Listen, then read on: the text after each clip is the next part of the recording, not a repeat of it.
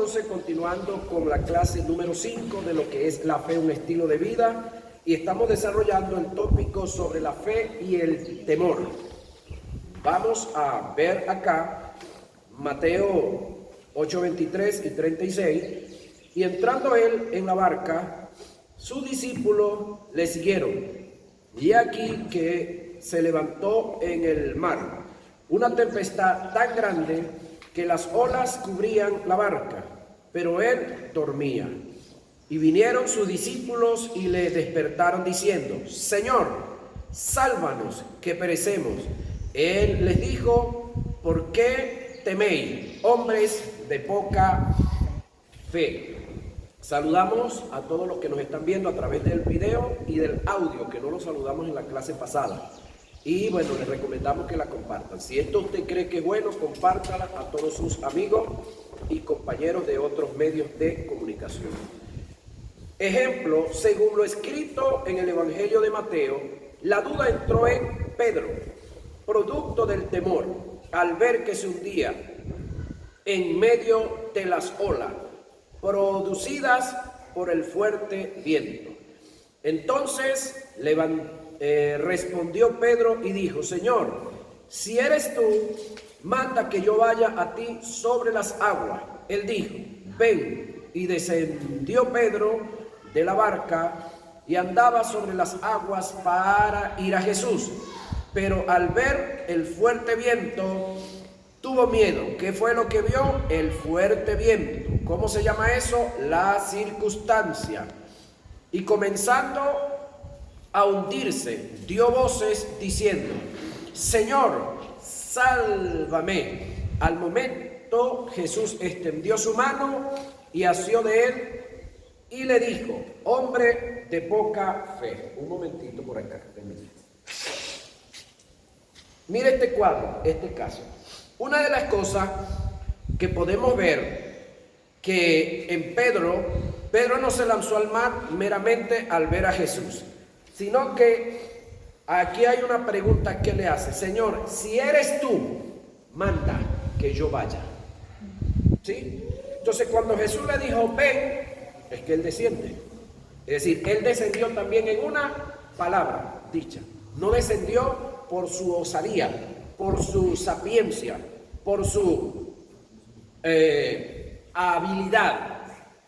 Lo otro del caso es que cuando él caminó, no sé qué tantos metros, cuánto pudo avanzar hacia Jesús, pero dejó de mirar y de tener su vista puesta, colocada sobre Jesús, y comenzó a colocarla sobre las circunstancias, inmensas olas, y desvió su mirada, su confianza, que debía estar en Dios y en su palabra, y entonces lo invadió ¿qué? El temor, el miedo. Lo otro del caso acá es que Pedro clama al Señor. Desde el punto de vista, Pedro como persona, ¿sabía nadar? Claro que sí, era un experto, pero con todo y todo, el miedo ya se había apoderado de él, y con todo y que sabía maniobrar en cualquiera que fuera la circunstancia, el miedo pues jugó un papel muy importante y le prestó más caso al miedo que a sus habilidades o a sus capacidades. Muy bueno, porque clamó al que podía resolver, y él resolvió. Una de las cosas que te indican que en ti hay fe es que nada de lo que te digan en contra de la palabra produce temor. Es decir, si lo que te dicen en contra de la palabra no te roba la paz, la confianza y la seguridad, es un indicativo de que en ti hay fe. Smith Wigglesworth, el llamado apóstol de la fe, dijo: el temor mira la circunstancia, la fe pasa sobre ella. Ahora, nosotros hemos estado pasando por diferentes circunstancias en esta nación. ¿Cuántos de nosotros no hemos querido abandonar el barco e irnos como muchos?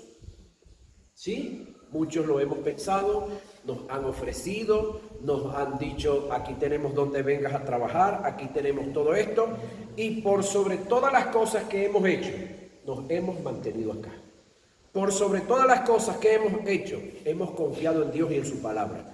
Hemos entendido que si Dios nos hubiese querido tener en otro país, pues o nos lo hubiese dicho que nos vamos, pero no por causa de las circunstancias, o nos hubiese permitido nacer en esos otros países. ¿No es así? Si Dios hubiese querido que usted sea un gringo, pues usted nace en Gringolandia, pero Dios no lo dejó nacer allá usted. Si Dios hubiese querido que usted fuera un colombiano, pues nace allá en Colombia, un peruano, un dominicano, pero Dios lo hizo nacer a usted ¿a dónde? Aquí, en esta parte del mundo, en esta parte del continente. Por esa razón, entonces usted en fe, debe mantenerse en el lugar que Dios le ha permitido nacer. Otra de las cosas, vamos a lo local. Si Dios hubiese querido que usted estuviese en otra congregación que no sea esta congregación, usted hubiese sido captado en otra congregación. Amén. Si usted hubiese querido, o si Dios hubiese querido sostenerlo, tenerlo en otra congregación, no le arman los brollos que le armaron a algunos que nacieron en otras congregaciones y por los brollos que le armaron terminaron aquí. Amén. Yo soy producto de haber estado oyendo Radio Lara, Radio Juventud, Radio Colonial y Radio Transmundial. 5 estaciones de radio me evangelizaron a mí. Muy especialmente Radio Transmundial, que era la que transmitía todos los días, porque Radio Colonial era una vez al mes, una vez a la semana. Lara y Juventud igual. Sin embargo, la organización más fuerte que evangelizó mi vida fueron los bautistas, que son los que manejan a Radio Transmundial de las Antillas Holandesas. No sé si ustedes han oído esa emisora alguna vez. Ok, pero el día que yo hice la oración de fe fue que una agrupación de un caserío allá en el Tocuyo llamado Ospinal viajaron hasta donde yo vivía, arriba. Y ese día, pues, yo hice la oración de fe a lo público, pero ya en lo privado, oyendo cada finalización de radio, yo había hecho la oración de fe como 50 veces, un mínimo, o más de 100.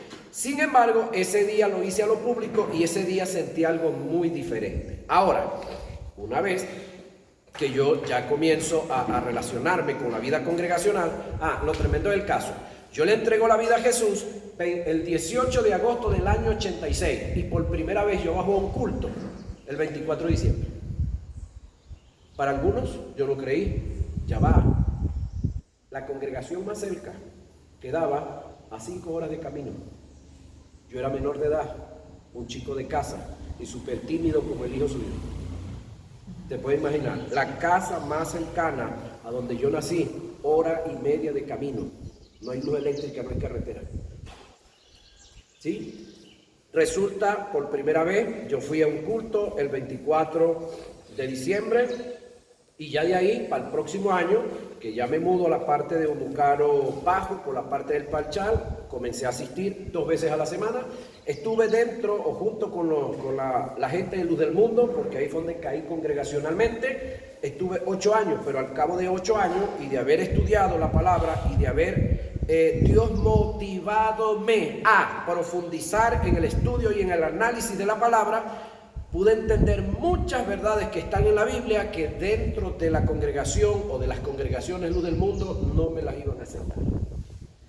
Y como yo creí fue en Dios y me abracé a su palabra, yo preferí inteligentemente, por la gracia de Dios, salir tranquilo y cómodamente dentro de la organización. Y por ahora, pues aquí estamos, buena relación con todos. Estuve en varios cargos dentro de la organización, pero nadie puede decir que Octaviano quitó, se llevó, dividió, hizo tal cosa. No, para nada.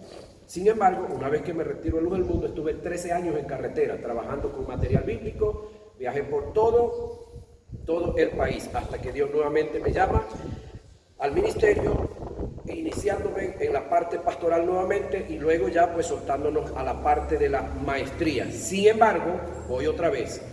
He abrazado la palabra como lo que Dios ha determinado para mí, para mi vida. Ahora, el llamado apóstol de la fe dijo: el temor mira la circunstancia y la fe pasa por sobre ella. ¿Cree usted que es fácil desprenderse de una organización o de una agrupación de iglesias como los del mundo? De cualquiera. No es fácil, de cualquiera. La costumbre, el querer estar ahí, los conocidos y salir a lo incierto no es fácil. Yo creo que ustedes tienen ciertas experiencias de eso y tienen cierto conocimiento de eso. Pero cuando uno creyó en Dios, sencillamente se abraza a su palabra y con su palabra pasan muchas cosas buenas para nosotros. Ahora, Tom Gosses, el escritor del libro Cómo vencer el temor, dijo que darle lugar al temor es como darle lugar al diablo, y agregó: el temor es un imán del diablo, es un cáncer espiritual. El temor es una fortaleza satánica que no le da cabida a la palabra de Dios. Primera de Juan 4:18 dice que el temor, escuchen lo que viene, lleva en sí castigo. ¿Cómo? Es decir, el hombre o la mujer que vive en temores va a tener como premio castigo. Si no, vamos a preguntárselo al amigo Job. ¿Sí? Ahora usted va a saber por qué la desgracia de Job, o por qué le llegó esa gran desgracia a Job. ¿Por qué pasó por esta penuria muy grande y muy fuerte? Que incluso se ha llegado a decir que la vida de Job es un caso que no es real, porque para la mente de algunos es imposible que un hombre pase por tanta calamidad y no haya atentado en contra de su vida, no se haya suicidado. Que usted sabe que en los últimos años se ha estado oyendo un muy fuerte rumor, y más que rumor, realidades de muchos, e incluso ministros evangélicos, quitándose la vida, pegándose un tiro, consumiendo veneno o ahorcándose. Y de paso, entonces esto deja a la gente y dice: ya va, si esto lo hacen los pastores, ¿qué queda para la iglesia? Y si esto lo hacen los cristianos que dicen que tienen la vida eterna, que gozan de la paz, que gozan de la libertad, ¿qué quedará para el mundo? ¿Saben qué se fue? Ahora, Primera de Juan 4:18 dice que el temor lleva en sí castigo. ¿Cuál es el castigo que lleva el temor? Vamos para allá. El temor trae sus consecuencias. Todo lo que le sobrevino a Job fue producto de sus temores. El texto dice: porque el temor que me espantaba me ha venido, y me ha acontecido lo que yo temía. No he tenido paz, no me he asegurado, ni estuve reposado. No obstante me vino turbación. Job 3, 25 y 26. Entonces ahora usted va a entender por qué a Job le pasó lo que le pasó.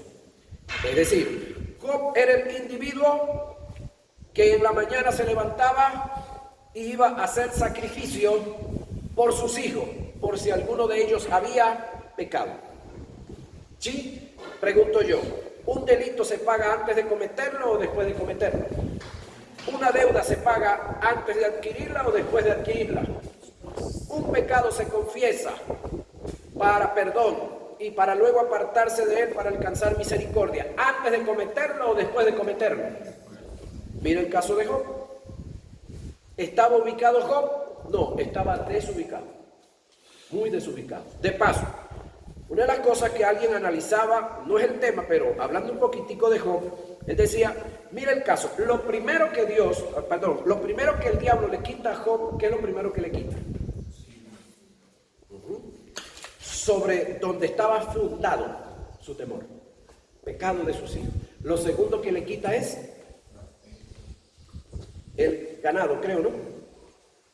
Lo que usaba para hacer los sacrificios. Y así sucesivamente. Pero ¿por qué pasó esto? Porque habían puertas abiertas. Y el diablo lo único que sabe es hurtar, matar y destruir. Ahora, ¿cuándo el diablo puede hacer esto? Cuando usted y yo le tenemos puertas abiertas. Y andar en temores es lo antónimo o lo opuesto a la fe. Entonces, andar en temores es andar en la carne. Andar en temores es andar en los sentidos. Y estamos claros el diablo en la actualidad, al igual que en el tiempo de Job, a nosotros no nos puede tocar el espíritu, pero nos puede tocar la carne, nos puede tocar la familia. ¿Por qué razón? Por andar en temores, sin necesidad, porque podemos andar en fe. Amén. Salomón en sus escritos corrobora lo antes dicho. El texto dice: el temor del hombre y de la mujer también pondrá lazos, mas el que confía en Jehová será exaltado. Proverbios 29-25. La única respuesta que tenemos como creyentes para combatir el temor es la fe. Alguien dijo: el temor tocó a mi puerta. Tum, tum, tum. El temor tocó mi puerta. Tum, tum, tum. Y la fe le contestó, pero nadie respondió. ¿Sí? Entonces, cuando el temor toque la puerta, deje que sea la fe la que responda. ¿Sí? Para que entonces le oiga usted el rotundo silencio al temor. El temor produce consecuencias en la vida de sus víctimas, que incluso pueden conducir hasta la muerte. El temor produce inseguridad, la inseguridad, desconfianza, la desconfianza, incertidumbre, la incertidumbre, duda, la duda, preocupación, la preocupación, afán, el afán, la ansiedad, el desasosiego,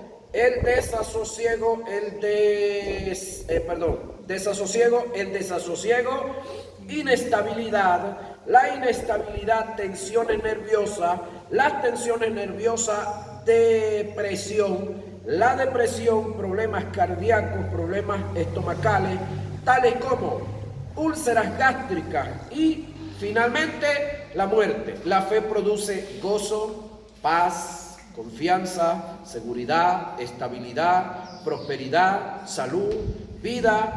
La fe es un reposar o descansar en Dios. Amén. Amén. ¿Qué produce temor en el creyente y no lo deja vivir en paz? Vamos a desarrollar ese tópico. Se ha demostrado psicológicamente que lo que produce el temor en una persona es la falta de confianza y seguridad que se tenga en uno mismo o en quien nos estemos apoyando. Puede ser en algo o en alguien. En cuanto al creyente, cuando un creyente, usted y yo, tiene temor de algo o alguien, es porque no tiene confianza y seguridad en él mismo, en lo que se está apoyando, en este caso, en Dios y en su palabra. Según la palabra de Dios, cuando un creyente deposita toda su confianza en Él y se siente seguro de lo que Él es en Dios, no hay lugar para el temor y reina la paz. Isaías 23:4. Grábese todo esto de memoria para el bienestar suyo. Isaías 23:4. No temáis, porque yo estoy contigo. No desmayéis, porque yo soy tu Dios. Que te esfuerzo, siempre te ayudaré, siempre te sustentaré con la diestra de mi justicia. Escúcheme esto. Cada vez que usted consigue en la Biblia la palabra mano, pero que no diga diestra, se refiere al Espíritu Santo. Mano, dedo, puño, mano, dedo, puño o dedos, sin que diga diestra. Pero cuando dice diestra, si estamos hablando del Antiguo Testamento, es el verbo. Si estamos hablando del Nuevo Testamento, es Jesús. Y la palabra manos en el Antiguo y en el Nuevo Testamento, dedo o dedos o puño, se refiere a la persona del Espíritu Santo. Quiero que se aprenda eso de memoria. Entonces, siempre te sustentaré con la diestra. ¿Qué es diestra? Derecha, ¿no? Ajá. ¿De quién está hablando aquí? Del verbo en el Antiguo Testamento. En el Nuevo, de Jesús. Isaías 26:3. Tú guardarás en completa paz a aquel cuyo pensamiento en ti persevera, porque en ti ha confiado. Tú guardarás en completa paz a aquel cuyo pensamiento en ti persevera, porque en ti ha confiado. Salmo 23:4. Aunque ande en valle de sombra de muerte, no temeré mal alguno, porque tú estarás conmigo. Salmo 27:1. Jehová es mi luz y mi fortaleza. Jehová es mi luz y mi salvación, ¿De quién temeré? Jehová es la fortaleza de mi vida, ¿de quién he de atemorizar? Salmo 112:7. El justo no tiene temor de malas noticias, porque su corazón está firme, confiado en Jehová. Hebreos 3:6. De manera que podemos decir confiadamente, el Señor es mi ayudador. No temeré lo que me pueda hacer el hombre. Primera de Pedro 5:7. Echando toda nuestra ansiedad sobre Él, porque Él tiene cuidado de nosotros. En paz me acostaré y asimismo dormiré, porque solo tú me haces vivir confiado.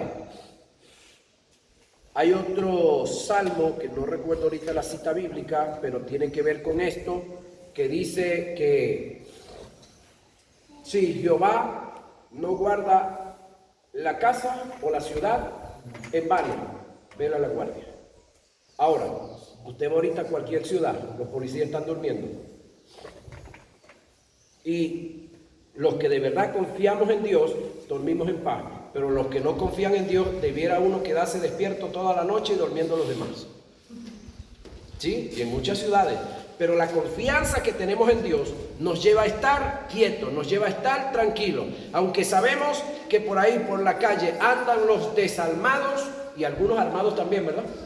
No le paramos mucho, sino que nos acostamos a dormir en paz, quietos, tranquilos, seguros. Y Dios pues cumple su palabra, de que en paz nos acostamos y así mismo dormiremos, porque nuestra confianza está en Él. ¿Cuál es la causa por la cual el creyente no confía ni se siente seguro de Dios y de su palabra? Respuesta: porque no conoce la integridad que hay en Dios y en su palabra. Nunca podemos estar confiados y sentirnos seguros en aquello en lo cual no hemos visto integridad. Por lógica, nunca podremos tener confianza y seguridad en Dios y en su palabra mientras no conozcamos su integridad. W. Kenyon dijo que la base y el fundamento de la fe es la integridad de Dios y de su palabra. En Lucas 8, 22 al 25 tenemos un ejemplo de la referencia que venimos haciendo. Jesús dijo a sus discípulos: pasemos al otro lado. ¿Qué fue lo que dijo Jesús? Pasemos al otro lado. Lucas dice que mientras navegaban, Él se durmió y se desencadenó una tempestad. Y se anegaban y peligraban, y vinieron a Él y le despertaron diciendo: Maestro, Maestro, levántate que perecemos. Despertando Jesús reprendió al viento y a las olas, y cesaron y se hizo bonanza. Jesús le dijo: ¿dónde está vuestra confianza? ¿Dónde está vuestra seguridad? ¿Dónde está lo que les dije antes de antes de comenzar el viaje? Note la pregunta y la observación que Él hace a sus discípulos. Tenía una razón para dicha observación. Si la tenía Jesús, les había dado una palabra al momento en que se embarcaron. Él les dijo: pasemos al otro lado del lago. Estas palabras son suficientes para no temer, para no temer a ninguna circunstancia. Si Él dijo pasemos al otro lado, pase lo que pase, venga lo que venga, indiscutiblemente vamos a pasar al otro lado, porque Él lo dijo y Él no miente. El problema estuvo en la falta de confianza y de seguridad que los discípulos tuvieron en las palabras de Jesús. Y este es uno de los graves problemas en los que el creyente está sumergido, en la falta de confianza y seguridad que tiene en la palabra, por no conocer la integridad de Dios. Por este principio tan determinante, vamos a analizar ciertos factores que tienen que ver con la integridad de Dios. Dios no miente, señores. Convénzase de eso. ¿Cómo? Dios no miente. Convénzase de eso usted, antes de ir a convencer a otros. En Número se da testimonio de la integridad de Dios y de su palabra. El texto dice: Dios no es hombre para que mienta, ni hijo de hombre para que se arrepienta. ¿Dijo Dios algo y lo deja de hacer? ¿Habló Dios algo y no lo llevará a cabo? Números 23, 19. Hebreos dice: para que por dos cosas inmutables, en las cuales es imposible que Dios mienta. Escuche esto. Usted cree en un Dios omnipotente, ¿verdad que sí? Pregunto, de los que estamos aquí, ¿cuánto creemos en un Dios omnipotente? Amén. Pero ese Dios omnipotente, hay cosas que no puede hacer. Pareciera paradójico, ¿verdad? Contradictorio, contraproducente. Es decir, el Dios en el cual usted y yo creemos que es omnipotente, hay cosas que no puede hacer. Una de ellas, mentir. Dios no puede mentir. Convénzase de eso. Entonces, cuando Dios a usted le dio una palabra, cuando usted perciba, cuando usted reciba una palabra de parte de Dios, debe estar seguro que Dios no miente. El detalle está que a veces nosotros queremos juzgar a Dios como los líderes antiguos que tuvimos, como fue papá o como fue mamá, como fui yo criado o a veces como soy yo mismo, que digo una cosa hoy y termino haciendo otra. Me ofrecieron una cosa tal día y me salieron con otra. Es decir, me dijeron que me iban a dar Catalina y me salieron fue con Pandión. Me dijeron que me tenían café y salieron con chocolate. No, es decir, Dios no es ese ser que de repente a usted le molestó la vida, que a usted le incomodó la vida, que a usted le desgració parte de la vida, que le prometió algo y terminó no haciéndolo, no dándoselo. Ese no es Dios. Ese es un hombre, ese es una mujer, ese es un individuo, ese es un ser humano que no fue capaz ni siquiera de tener el valor de cumplir, de autorrespetar sus propias palabras. Y de repente usted tuvo que jalarlo a un tribunal, de repente usted tuvo que hacer muchas cosas para poder recuperar. Y entonces decimos algunos, no se puede confiar en la palabra de los hombres ahora. Ahora hay que llevarlos a la notaría, hacerlos firmar, ¿verdad? ¿Por qué surgieron las notarías? Porque aquello que hacían nuestros viejos anteriores, antiguos, que su palabra era un documento, bueno, echamos a perder la palabra como documento, pero Dios sigue teniendo su palabra y sigue siendo su palabra un documento. No necesitamos llevar a Dios a una notaría pública para hacerlo firmar un documento. Debemos de convencernos de eso. Es imposible que Dios mienta. ¿Cuáles son esas dos cosas? La promesa y el juramento. Hebreos 6:18 dice: Dios no miente, no porque no quiere, sino porque no puede. El mentir Dios está en contra de sus propios principios. Dios es la verdad y de la verdad no procede la mentira. ¿Están aquí? Amén. No os he escrito como si ignoraseis la verdad, sino porque la conocéis y porque ninguna mentira procede de la verdad. Lo dice Juan en su primera carta, capítulo 2, verso 21. Me llama mucho la atención El hecho de que Dios no mienta no porque no quiere, sino porque no puede. El texto dice que es imposible que Dios mienta. Esto indica que con todo y el que Dios quisiera mentir, no lo puede hacer porque está en contra de su naturaleza. Por la eternidad de la eternidad, Dios siempre será fiel. ¿Alguien puede decir algo? Amén. Por la eternidad de la eternidad, Dios siempre será fiel. Amén. Amén. ¿Pero fiel a qué? ¿A mis vagancias, a mi delincuencia, a mis malos pasos o a su palabra? A su palabra. Eso es correcto. Por esa razón es que nosotros debemos de pasar horas y horas y horas y horas estudiando y escudriñando su palabra. Amén. Amén. El no poder mentir, Dios no miente no porque no quiere, sino porque no puede. El no querer mentir le da la posibilidad de que algún día lo pueda hacer. ¿Y qué esperanza tenemos de vivir en la eternidad con un Dios que algún día nos pueda mentir? Está fuerte esto, ¿verdad? Dios tiene principios éticos y morales. Ajá. Ahora, ¿qué entiende usted de lo ético y de lo moral? Ese es otro detalle. Ética y moral. Tenemos el montón de gente que de ética no conocen nada y de moral tampoco. ¿Quiénes son esos? Los que lo mandan a hacer a usted lo que ellos no hacen. ¿Se recuerda de los fariseos?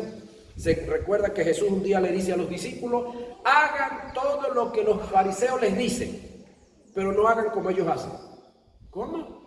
Jesús le dice a los discípulos y a la gente que estaban ahí que hicieran todo lo que los fariseos mandaban hacer, pero que no hicieran como ellos.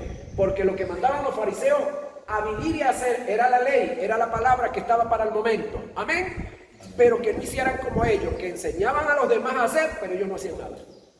Mandaban a los demás a llevar una carga que ellos no movían ni siquiera con un dedo. Bueno, estos principios comprometen, a Dios con lo que Él es por naturaleza. Ejemplo de esto está en que Dios no peca porque Él es santo. Si pecara, estaría en contra de su naturaleza, que es santidad.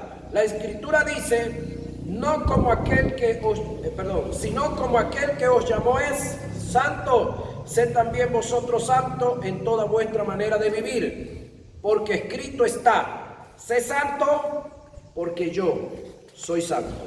Es decir, el Dios que a usted lo llamó a ser santo, lo llamó a ser santo, pero Él es el ejemplo de santidad. El Dios que a usted lo llamó a vivir en fe, Él es el ejemplo de vivir en fe. Si no, obsérvese usted. Sí, si usted no cree que Dios tiene fe, obsérvese usted. ¿Usted se conoce lo vago y lo delincuente que usted era? No responda a nadie nada, por favor. ¿Usted sabe lo vago, lo tremendo, lo travieso, por no decir otras palabras más que usted era? Y con todo y eso Dios lo buscó. Con todo y eso Dios confió en usted su palabra. Con todo y eso Dios confió en usted su reino. Con todo y eso Dios confió en usted la salvación. Pregunto, ¿quién de nosotros ya estaba santificadito, apartado de los pecados sociales y morales cuando le entregamos la vida a Jesús? Nadie. Eso no vinieron hoy. Eso no se han anotado ni siquiera en la clase. Entonces, con todo y eso, Dios confió en usted. Lo llamó, sabiendo lo travieso que era. Sabiendo incluso cómo se iba a comportar después de haber aceptado a Cristo. Sabiendo cómo usted se iba a comportar dentro del ministerio, con todo eso lo llamó. Confió en usted un ministerio, confió en usted gente, confió en usted una mujer, confió en usted unos hijos, confió en usted dinero, confió en usted unas propiedades, con todo y sabiendo cómo es usted, que usted se conoce. Hay 3 personas que usted no puede engañar. ¿Sabía usted eso? 3 personas que lo conocen muy bien a usted: Dios, el diablo y usted mismo. A ninguno de los 3 usted puede engañar. Dios sabe, como el diablo sabe, como usted se conoce y usted sabe quién era usted y quién es todavía. Ahora, otro ejemplo está en que Dios no odia ni tiene rencor, no tiene raíces de amargura. Párela lo que viene. Otro de los ejemplos está en que Dios no odia ni tiene raíces de amargura, porque Él es amor. ¿Cómo Dios es amor? De repente usted me dice, no, pero la Biblia dice que Él es amor, pero también es fuego consumidor. ¿Sí? La tenía por ahí guardada ya, ¿verdad? Ok, vamos a analizar un poquitico. La esencia de Dios, que el tema es la fe y el amor caminan así, juntico. ¿Cuál amor? El ágape. Porque la palabra amor tiene tres significados. ¿Cuáles son esos tres? Ágape, ero y filí. ¿Sí? Ágape, el amor incondicional, el que practica Dios. Entre Él y sus allegados y entre Él y sus hijos. ¿Sí? Es el único que practica Dios.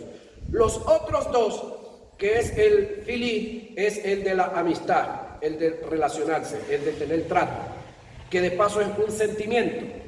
Y el otro, porque el primero que le dije, el ágape, no es un sentimiento, es un mandamiento. Es el del espíritu. ¿Sí? El filí es el del alma, es el de los sentidos físicos, el cual crece de acuerdo al trato, de acuerdo al compañerismo, de acuerdo al intercambio de palabras, intercambio de diferentes cosas, objetos y responsabilidades. Y el otro amor es el amor eros o erótico, el que siente un hombre por una mujer y una mujer por un hombre. Porque el que siente una mujer por otra mujer y el que siente un hombre por otro hombre, hablando de la parte sexual, no es amor, eso se llama aberración. Aberración. Ahora, ¿cuál de los tres tipos de amores practica Dios? Uno. ¿Cuál? El ágape. Ahora, si Dios es amor, ¿puede tener odio? Ok. Ahora, Él es amor. Si lo hiciera, estaría en contra de lo que Él es. El texto dice, amados, amémonos unos a otros, porque el amor es de Dios. Todo aquel que ama es nacido de Dios y conoce a Dios. El que no ama no ha conocido a Dios, porque Dios es amor. Esta es la esencia de Dios. Primera de Juan 4, 7 y 8. Es decir, la esencia de Dios es amor. Ahora, voy a adelantarles un poquitico de cristología de alta crítica. Es otra de las materias que vamos a ver. En la cruz del Calvario se dieron tres incidentes cuando Cristo moría. Hubo redención, ¿sí? Hubo remisión, ¿sí? Y hubo propiciación. Vaya aprendiéndoselo de memoria, que esto es muy necesario saberlo, para que entonces usted entienda o pueda entender qué es la esencia del amor en Dios.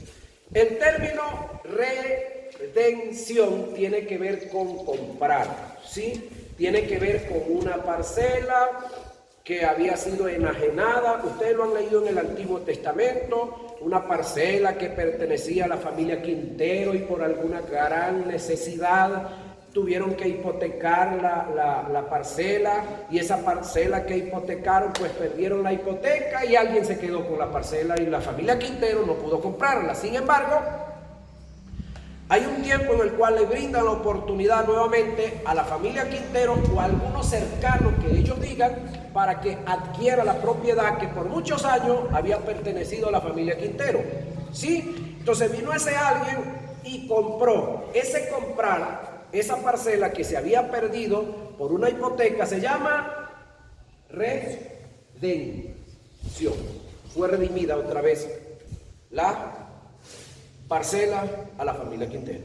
Ok, eso es redención, comprar. Remisión. Remisión viene de remitir, quitar de y poner en. Supongamos que ustedes sean una federación que van en ese camino. Y de repente tenemos al pastor acá, que está ¿en dónde? El volcán. El volcán. Y de repente determina Dios por el Espíritu y le habla a él y le habla al pastor principal y le dice que se vayan a fundar en Río Claro, donde creo que están por allá sondeando el asunto para fundar allá. Entonces yo vengo un día aquí y pregunto, ¿qué es de la vida del hermano Rafael? Rafael? Fue remitido para Río Claro. Eso es remitir. Quitar de y poner en. ¿Qué fue lo que hizo el Espíritu Santo con el pecado de la humanidad? Lo quitó de la humanidad y lo colocó sobre Jesús en la cruz del Calvario. Ahora, si fue quitado de la humanidad el pecado y fue colocado sobre Jesús, en Jesús el pecado se murió con la muerte de Jesús. Por lo tanto, para efectos de Dios el pecado no existe. Amén. Y para efectos de la iglesia el pecado tampoco existe.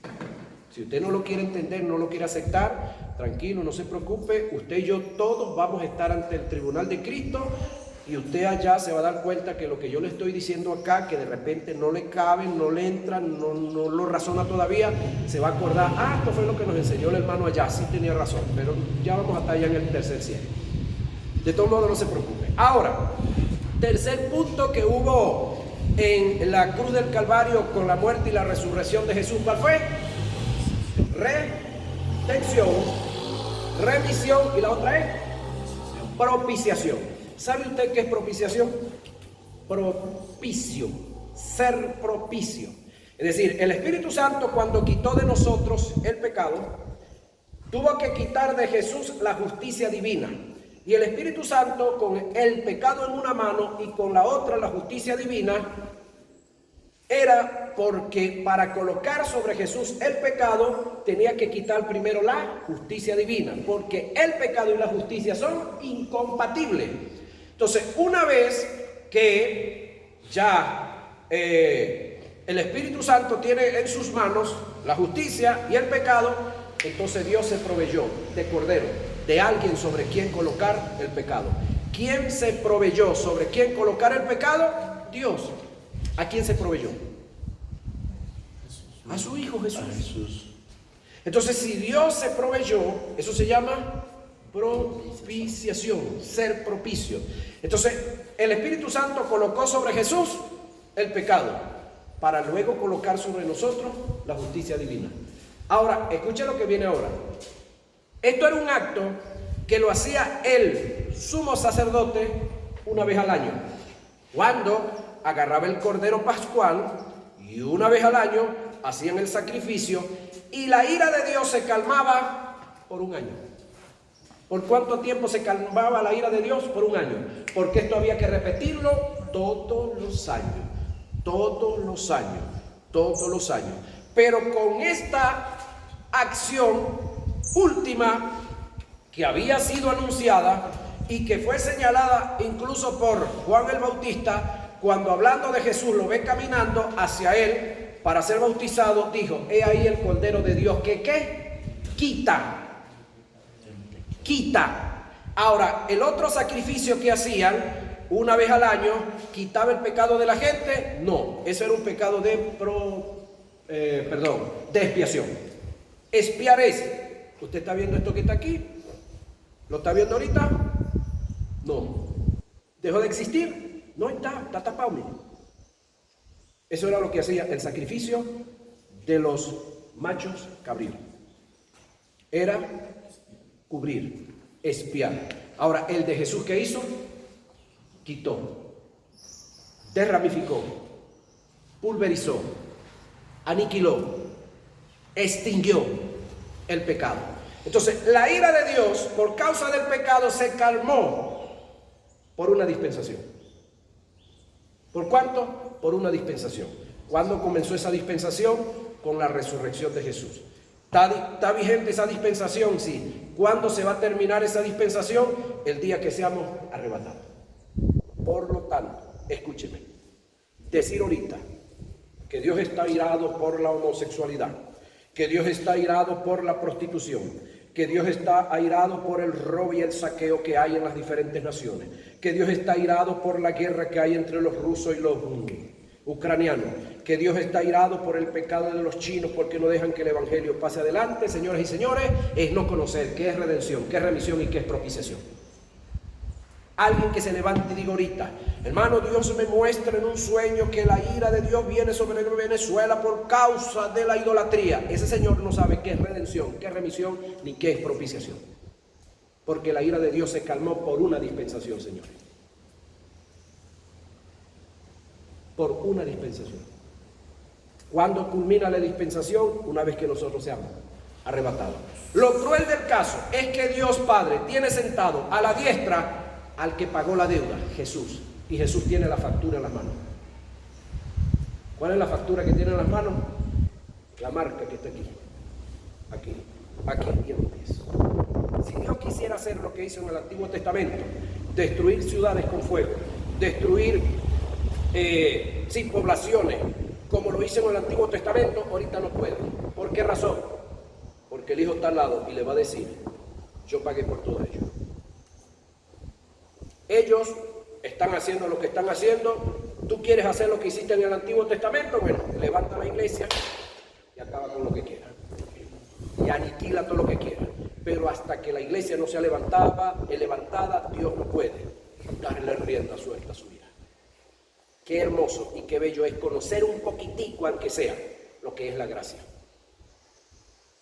Ahora, si nosotros no conocemos qué es redención, qué es remisión y qué es propiciación, no vamos a saber sobre las acciones de Dios como el ser amor. Ahora, en una de las cartas que el apóstol Pablo escribe a Timoteo, se registra lo que se denomina principios éticos y morales, principios que tienen que ver con la ética y la moral de Dios. El texto dice, si fuéramos infieles, es decir, usted y yo, fuéramos infieles, Él permanece fiel, pero Él permanece fiel no a nosotros, sino a su palabra. Él no puede negarse a sí mismo, segunda a Timoteo 2:13. Si Dios quebranta este principio, dejaría de ser Dios, ya que se estaría negando a sí mismo. Es decir, si Dios fuera el causante del COVID por causa de su ira, ¿sí? Como muchos lo dijeron, si Dios fuera el causante de, aquí mismo en Venezuela, la tragedia que hubo en las tejerías hace poco, la tragedia de Vargas en 2 ocasiones, la del año 82, algunos aquí ni siquiera habían nacido, cuando explotaron los tanques en Tacoa, luego la del 2016.